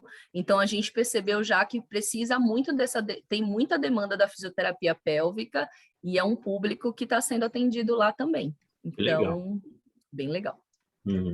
E você, tanto em ambos os sexos, você acha que, né, por tratar mais no SUS, né, uma galera que é mais, tem uma renda menor, ainda tem essa questão de desinformação, né, tanto de higiene pessoal, até mesmo de relações sexual, né, porque a gente, infelizmente, ainda vem como a gente comentou antes, de uma sociedade com muitos tabus, né, então você ainda, né, o pessoal, às vezes, tem uns pais que são mais velhos, né, e que não comentam, né, eu, por exemplo, nunca falei de sexo com meu pai. E eu sou da área da saúde, então eu tenho mais acesso à informação, mas eu sei que não é a realidade de todos os brasileiros e brasileiras. Você acha que ainda é muito influente e que o trabalho né, vamos falar da unidade básica de saúde, é o ideal e está no caminho certo? Como que é? Essa falta de informação, Fernando, independente de classe social, eu vejo que o brasileiro, a brasileira, não sabe cuidar da sua região íntima. Ponto. Existe um mercado muito grande em relação a cosméticos, né? Em relação a produtos específicos, mas o que fazer com ele, muitos não sabem. Isso sim é por causa da nossa cultura. A gente não fala sobre sexo, a gente não fala sobre órgãos sexuais nas nossas escolas, e muitas famílias acreditam que isso é obrigação da escola, e não é da escola. da escola e da família. Então, um espera que o outro fale e isso não acontece. Então, o que a gente percebe, a minha geração é a mesma. A gente não tem a mesma idade, né? Eu sou mais velha, mas é a mesma questão. Não fala sobre órgãos sexuais, ainda fala sobre pepeca e pintinho, que isso é erradíssimo. Então, isso cria adolescentes que não sabem higienizar suas regiões íntimas, porque até quando os pais estão higienizando, tá tudo ok, depois né, tem essa independência, e aí a gente percebe que ali nessa fase já não existe higienização, não se fala sobre depilação, se precisa, se não precisa, camisinha. E como consequência não vai falar sobre camisinha, e a gente percebe muito isso, João, das pessoas falando de, vamos falar sobre sexo, só fala de DST. Falar disso não é falar de doença, tem várias questões que podem ser abordadas. Então, comunidade básica, a gente tem essa liberdade de ir nas escolas, falar com os professores qual a forma correta de higienizar os bebês, que começa lá embaixo, né? Começa lá atrás. Falar com eles sobre como que tem que ser higienizado a vulva, como tem que ser higienizado o pênis. A gente fala sobre o câncer, por exemplo, de pênis, que ele é mais comum do que o câncer de próstata, e o câncer de pênis tem relação com a higienização. Sim. Então, a gente vai falando sobre essas questões, e esse, sim, é o papel do fisioterapeuta, no contexto geral, porque nós somos da saúde. Então, a gente tem que fazer essas medidas preventivas, como eu falei, eu gosto muito da prevenção. Então, a gente fala sobre isso, fala até mesmo a prevenção de um abuso sexual, da criança entender o que é um toque, o que pode fazer, o que não pode fazer, porque isso vai refletir na adolescente, isso vai refletir na mulher adulta, isso vai se refletir para o resto da vida. Então, por exemplo, a gente ensina as crianças a fazer xixi, porque a gente percebe que as crianças não fazem xixi no desfraude correto, né? A posição que a criança sente. Então, uma criança que iniciou essa fase, né, essa independência de urinar incorreto, ela vai ser uma adolescente com disfunção e vai ser uma adulta com disfunção.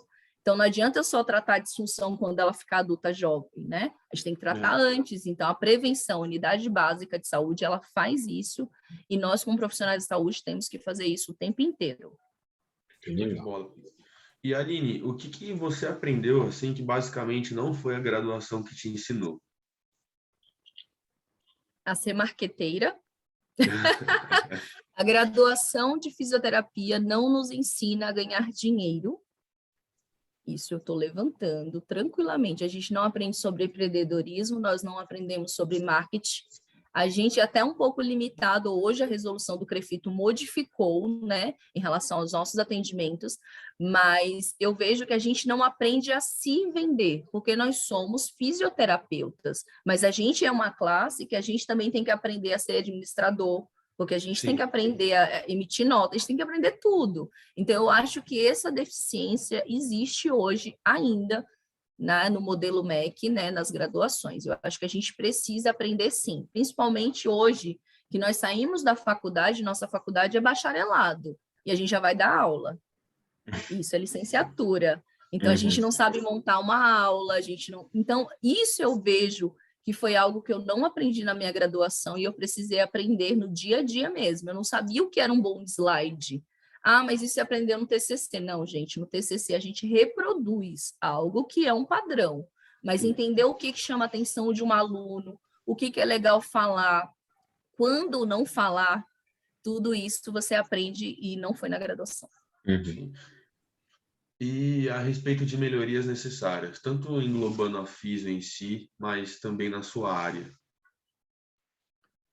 Eu acredito que a melhoria ela vai existir a partir do momento em que a gente já formar fisioterapeutas com essas melhorias. Então, eu vejo que as melhorias têm que existir no processo da educação do fisioterapeuta, sabe? De já implantar algumas essas questões relacionadas à prática, já implantar essas questões relacionadas ao fisioterapeuta no mercado de trabalho. Para a minha área, melhorias em relação à divulgação da área. Muitas pessoas, muitos profissionais de saúde nem sabem o que o fisioterapeuta pélvico faz. Muitos alunos saem da graduação sem saber o que é fisioterapia pélvica, porque às vezes aquele professor ele não tem afinidade com aquela matéria, mas ele precisou daquela matéria. Então, eu vejo que precisa, lá na base, a gente ter melhorias para o resto acontecer. Uhum. Aline, eu fiquei curioso, a gente acabou comentando sobre essas disfunções sexuais, né, tanto no homem quanto na mulher. O paciente, né, você falou que não prefere o termo pélvico, mas de ambos os sexos, costuma ser um paciente com dor ou não? Sim, são pacientes que a maioria das suas disfunções podem ocasionar dor, tanto física ou até mesmo psicológica, né? Já foi visto, por exemplo, que mulheres com incontinência urinária são mulheres que socialmente elas não se integram, são mulheres mais se isolam, né? São mulheres que elas acabam sofrendo com essa pressão relacionada a essa sua disfunção. Sim, a dor pélvica crônica é muito comum, é mais comum do que as pessoas falam. Então, por exemplo, mulheres com endometriose, que é uma disfunção ginecológica, ela tem muita dor pélvica, e essa dor pélvica ela pode ser referida todos os dias do mês dela, né? A mulher, ela, quando tem uma disfunção pélvica, né, uma dor pélvica, ela pode ter, por exemplo, uma vulvodínia, que é uma alteração na região de vulva, que também causa muita dor, muita limitação. Então, a gente acaba tratando muito essa dor de uma forma multidisciplinar, porque muitas vezes a gente precisa de outros profissionais para poder agregar. Então, quando tratada, a evolução dessa mulher é significativa. E o tratamento de dor pélvica, por exemplo, não é um tratamento único, é um tratamento multi e para sempre, tá? Porque aquela mulher vai precisar de tratamento a vida inteira. Uhum. E a respeito do impacto da pandemia, como foi isso para vocês? Vocês falaram que vocês demoraram para atender, acho que por mês, né? Acho que quantos mais ou menos pacientes? A gente estava atendendo 517, quando deu lockdown em março de 2020, nós fomos transferidas para dentro da Santa Casa, para poder conseguir atender os pacientes da Santa Casa. Que devido à pandemia, teve uma necessidade muito grande de profissionais capacitados para estar dentro do ambiente hospitalar, só que foram muitos pacientes e poucos profissionais. Então, a UBS, a gente precisou se afastar durante algum tempo. Então, a gente, de 517, não fizemos nenhum atendimento durante mais ou menos uns 3 meses de pandemia, porque a gente teve que estar dentro do ambiente hospitalar, tratando os pacientes com Covid ou pós-Covid. Uhum. Quando a gente retomou os atendimentos, a gente podia atender um paciente a cada hora, e esse paciente não podia ter nenhum tipo de enfermidade, não podia ter nenhum tipo de doenças prévias, né? Não podia ser diabético, nenhuma dessas doenças que a gente sabe, né? A questão do agravamento do Covid. Então, hoje a gente consegue, hoje eu falo, depois todos esses meses, nós hoje conseguimos atender grupos até 5 pessoas, de pessoas já vacinadas. São alguns requisitos que a gente pede justamente para dar mais segurança a esse paciente. E a gente consegue atender hoje uma média de uns 120 pacientes por mês. Agora está começando a retomar as coisas devido à vacinação. Mas não chegou... Foi muito grande. Foi grande, né? Ainda mais essa galera que não, às vezes não... Só podia fazer atendimento lá, né? Não tinha, por exemplo, atendimento online, né? Não, e outra, qual é o público da UBS? 80%. É exatamente paciente crônico, exatamente esse paciente que não podiam ser atendidos né?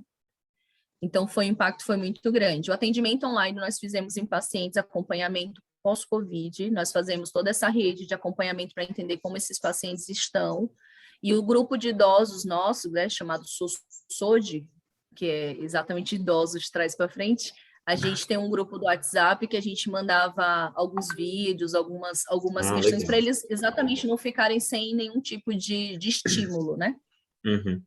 E a gente acabou comentando dos homens e das mulheres, mas a população mais idosa, você ainda vê que é muito tradicionalismo ainda de não realmente cuidar, por exemplo, da sua vagina, do seu pênis, ou quando vai cuidar, está mais desconfortável, um paciente que não dá para falar tão abertamente assim, ou como que é?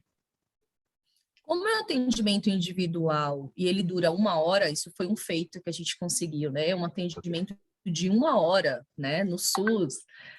a gente consegue entender, né, como que aquela pessoa chegou até a gente. Se vem por encaminhamento do médico, diretamente do médico, porque o médico percebeu a disfunção, é mais aceita.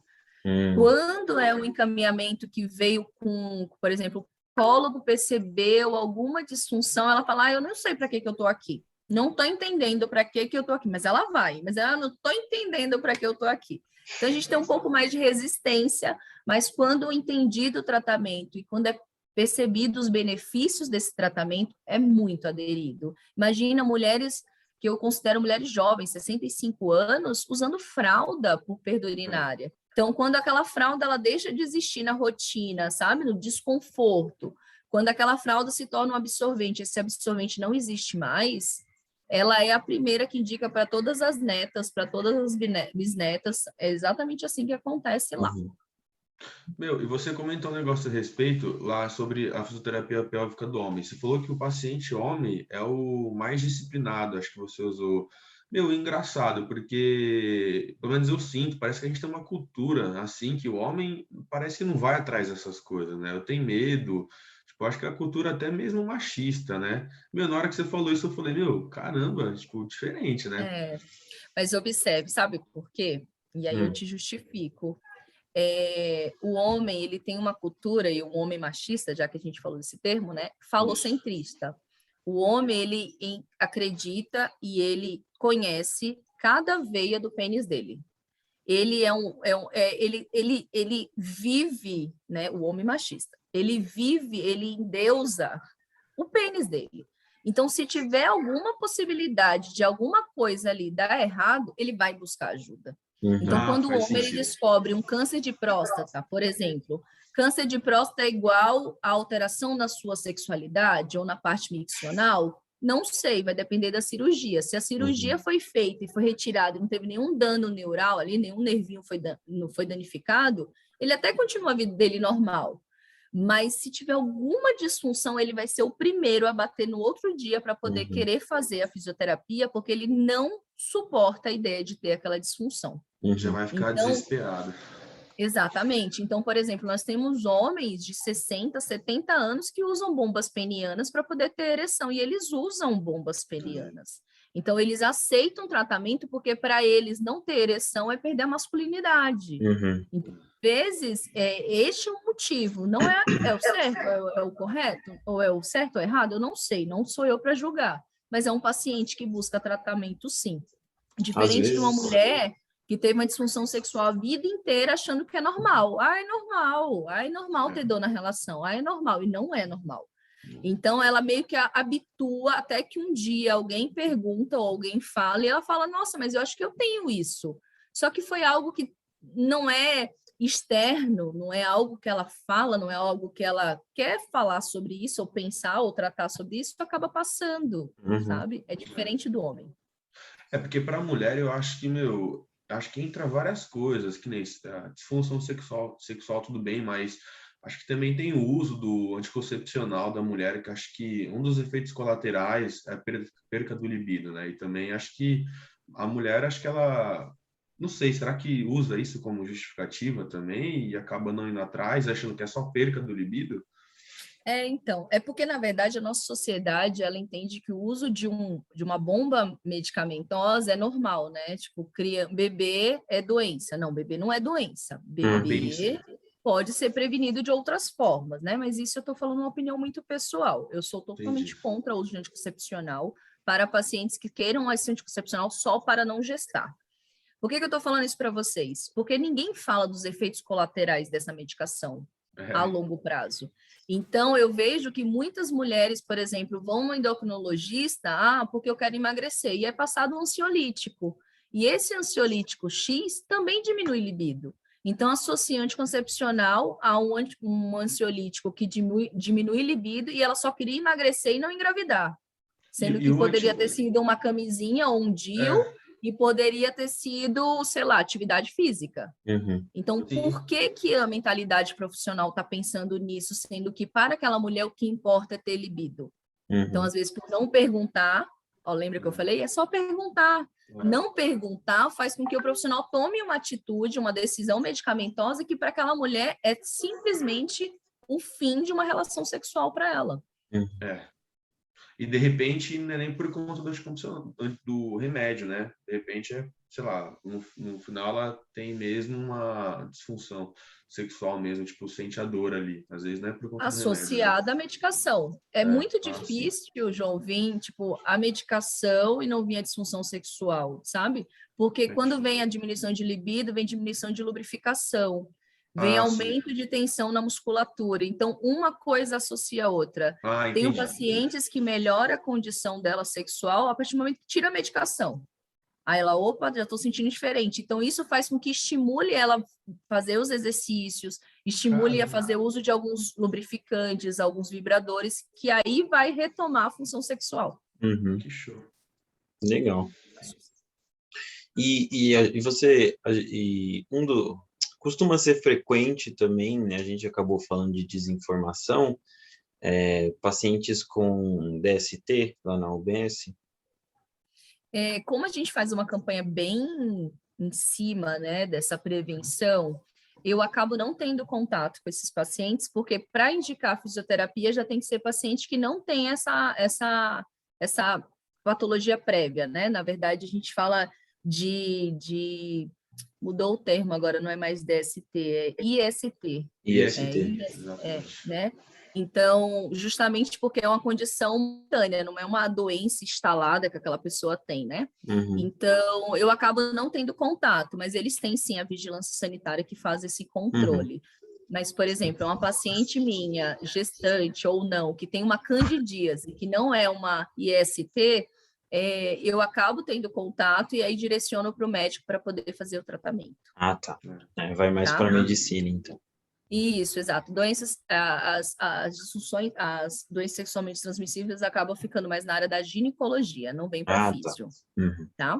Entendi. E Aline, você tem várias áreas, né? Você atua em várias áreas, basicamente, e como que é essa conciliação para a galera que está escutando a gente, a galera que está se formando, que vai se formar, né? Da vida profissional com a vida pessoal? O que que é pessoal? Não entendi. É uma matéria da faculdade, pessoal?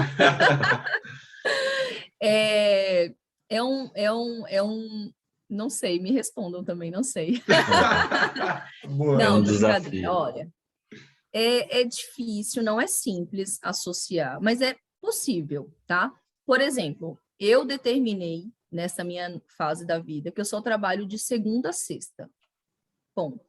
Para eu fazer algo que me tire de casa sábado ou domingo, tem que ser algo que realmente compense financeiramente, é a primeira coisa, né? Porque ali é fora do que eu considero necessário para minha rotina financeira, tá?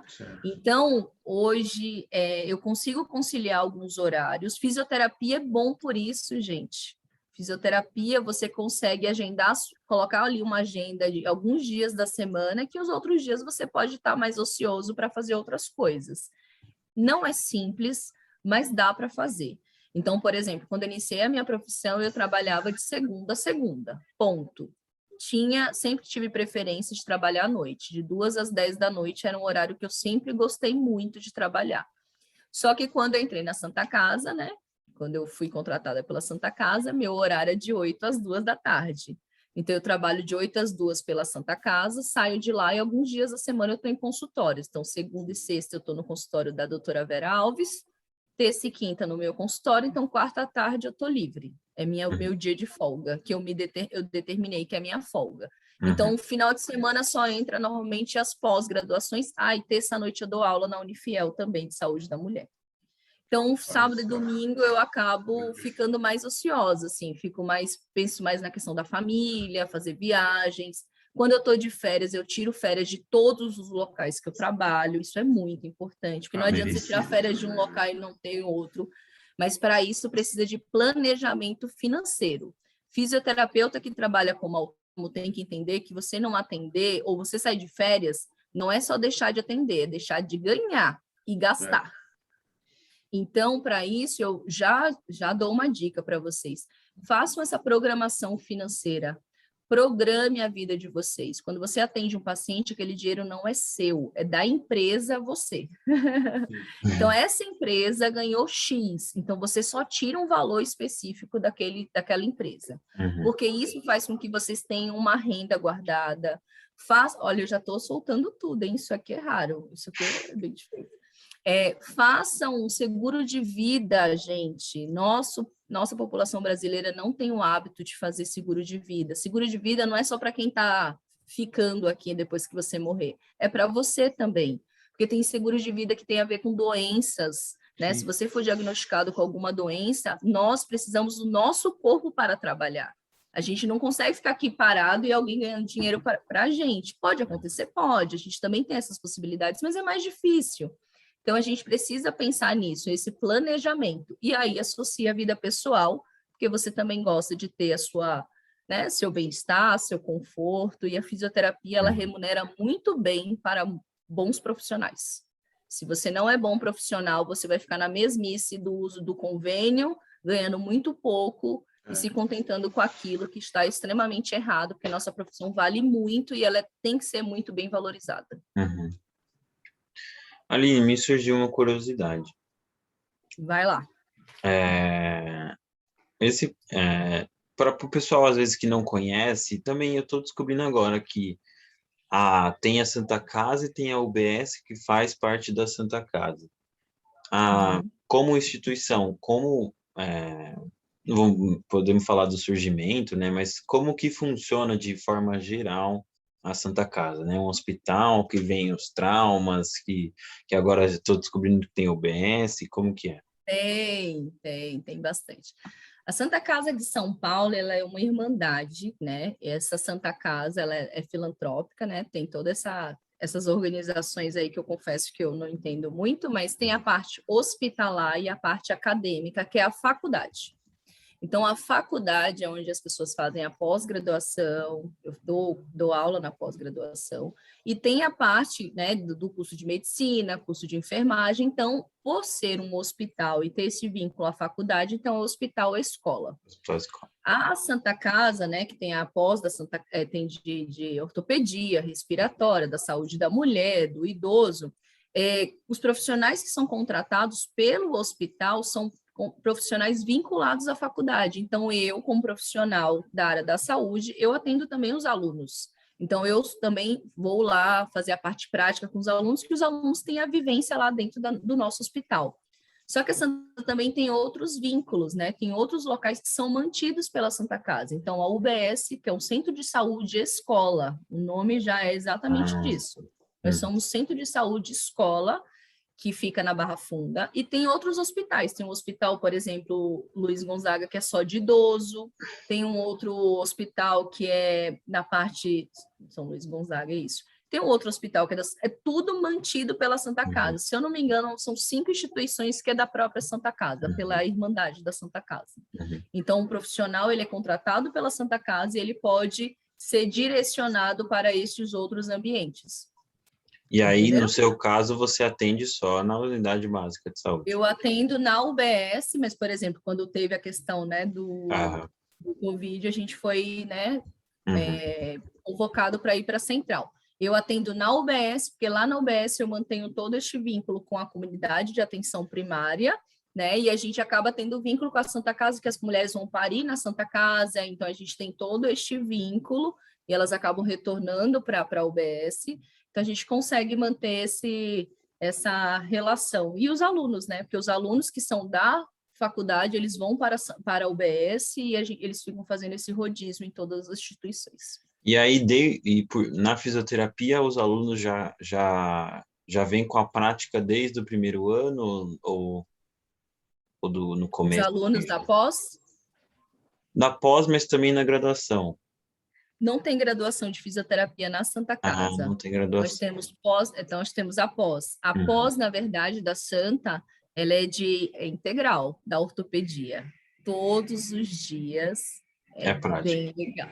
É prático. Todos os dias o aluno tem contato com o paciente, todos os dias o aluno pode ou participar de uma cirurgia, ou ter uma reunião clínica com todos os ortopedistas, e assim também para a respiratória, né? Agora no Covid mesmo, todos os alunos já aprenderam na prática como que funciona.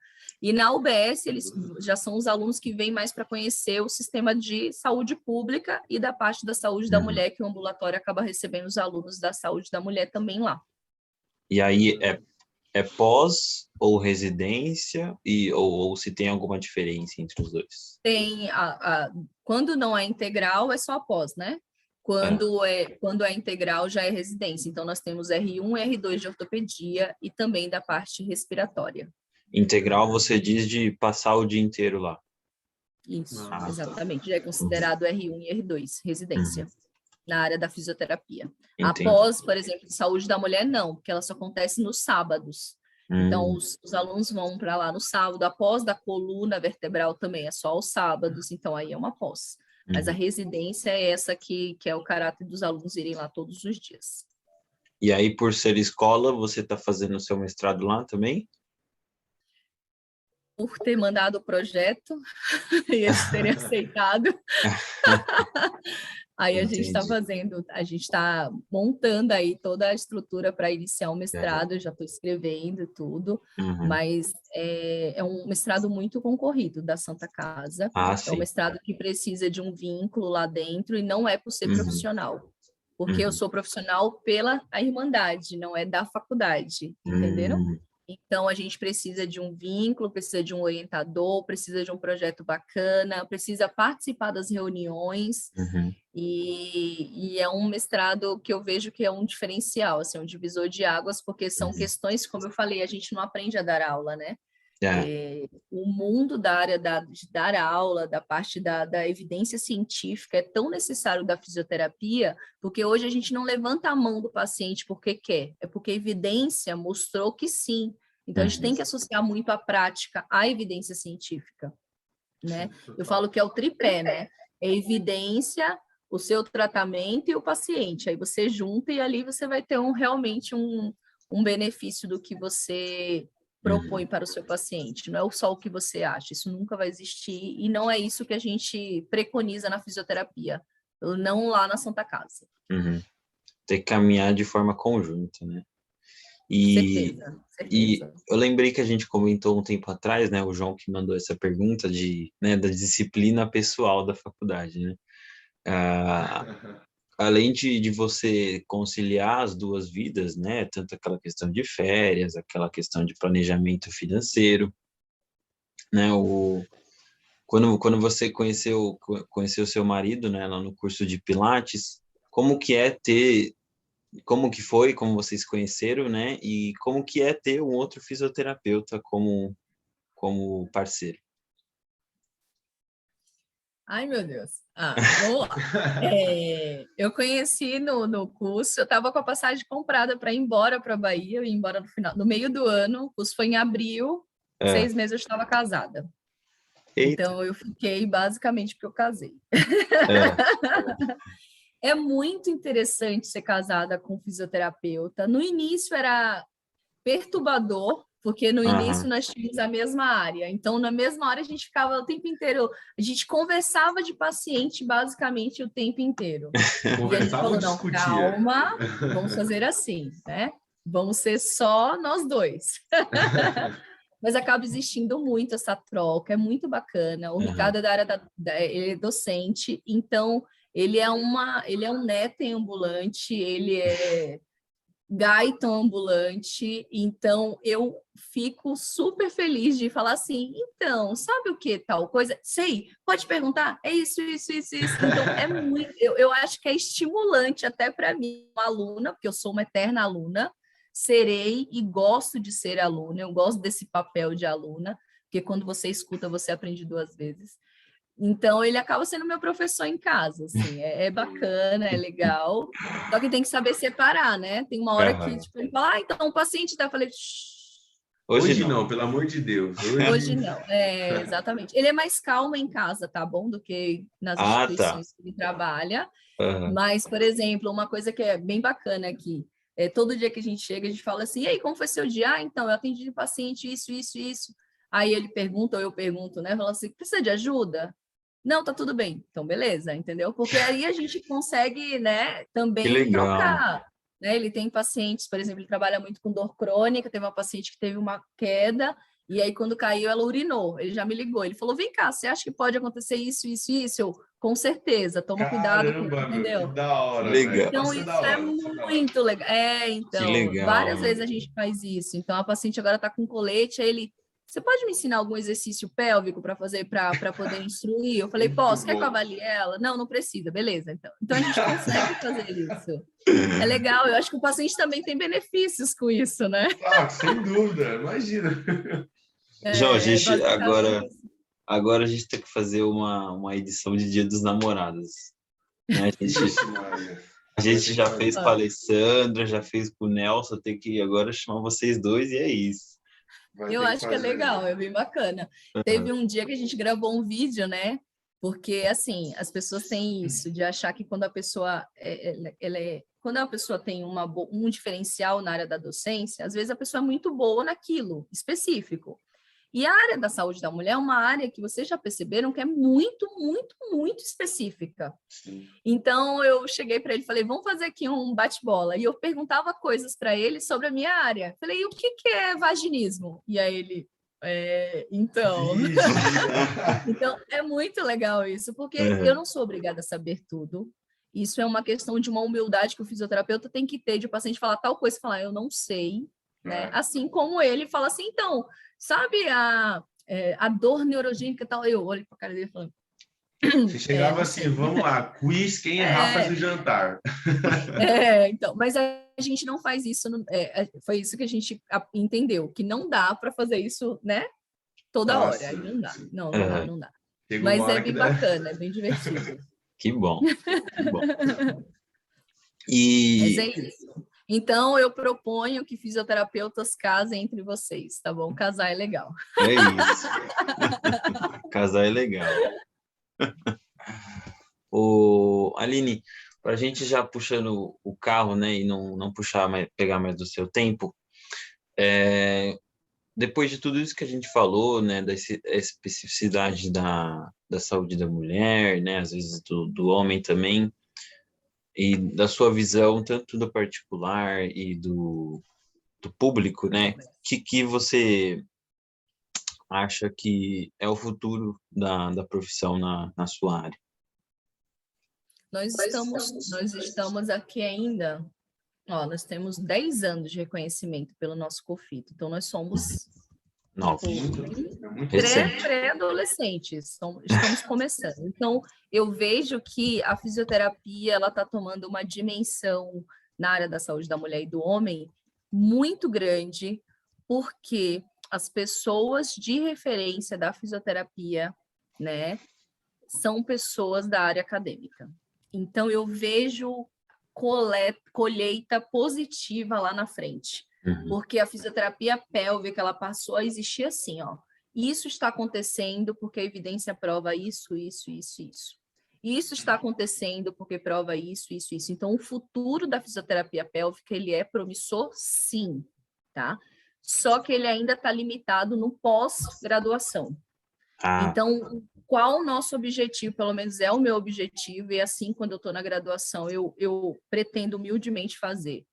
Tornar essa visão já para os alunos da graduação, de pegar um estágio lá da área da fisioterapia e juntar ortopedia, neuro, todo mundo, e vem cá, vamos discutir o paciente, não é o CID, não é o segmento ali naquela área específica.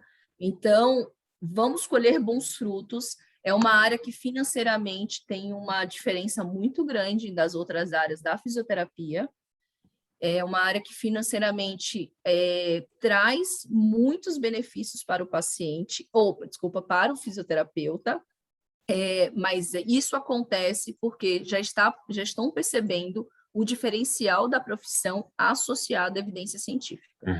Ponto.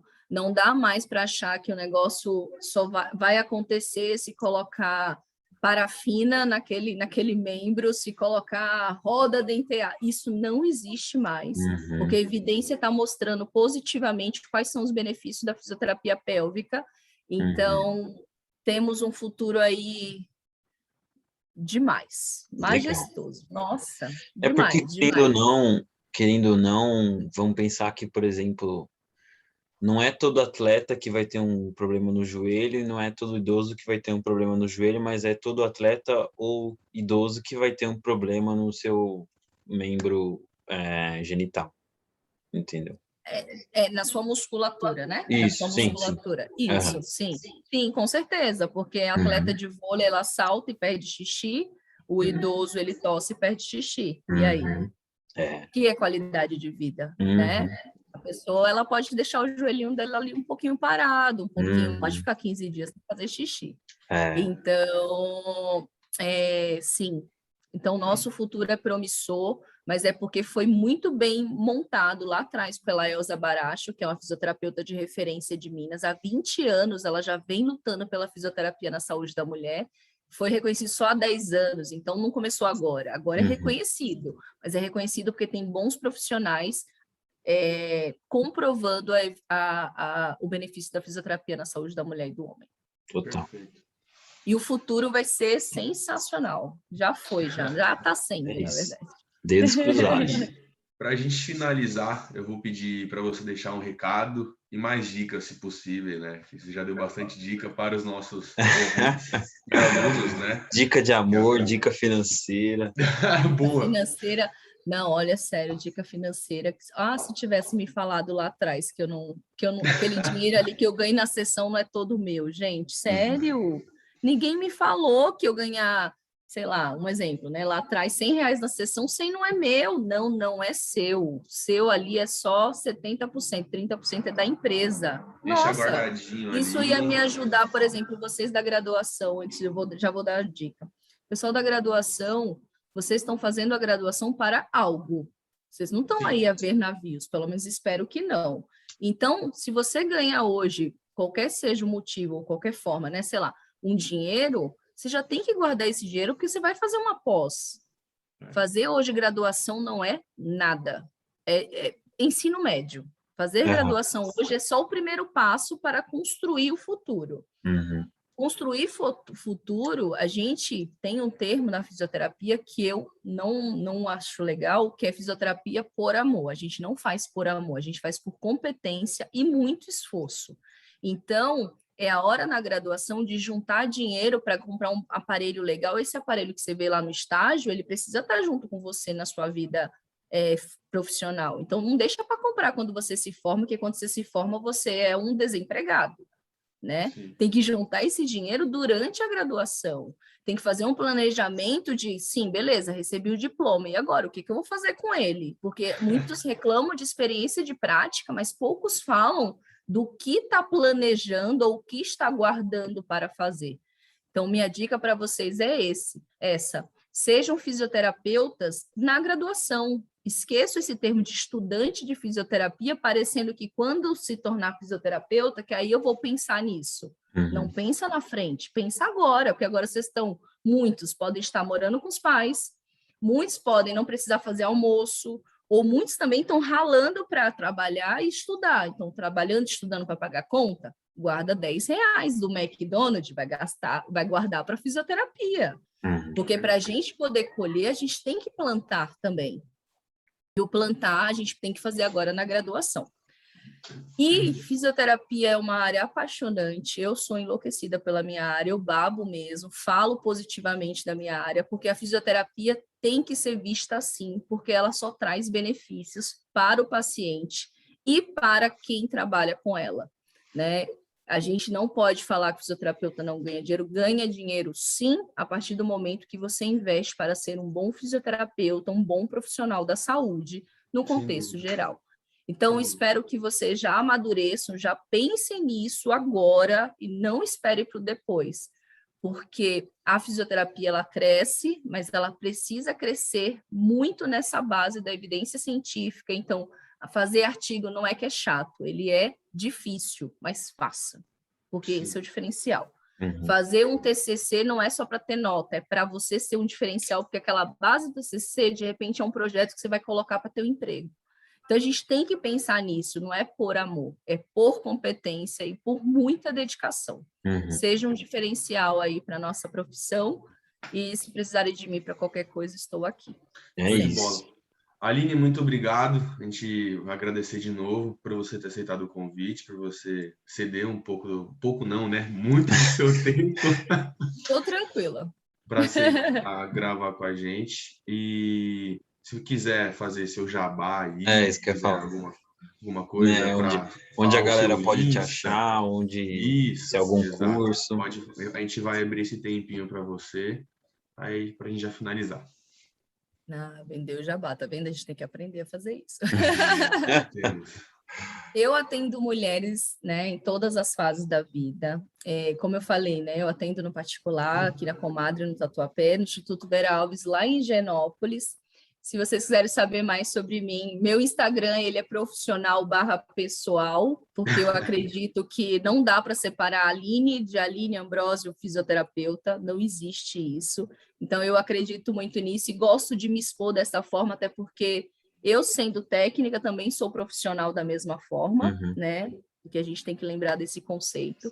Então, me sigam lá no Instagram, @AlineAmbrosiofísio, e é isso, basicamente é isso. Cursos eu sempre estou dando por aí, estou sempre atualizando através do Instagram, acho que é uma forma mais simples, mais rápida e dinâmica de ter esse acesso, e é isso, só isso mesmo. Muito obrigada pela oportunidade de conversar com vocês. Eu, de verdade, quando vocês precisarem de mim, eu estou totalmente disponível, que a forma da gente mudar a cabeça da frente, né, da profissão, é exatamente através de vocês. Muito obrigada e parabéns pela iniciativa de vocês fazerem esse projeto, achei muito interessante.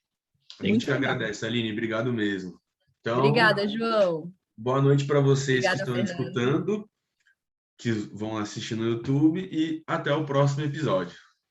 Até. Até.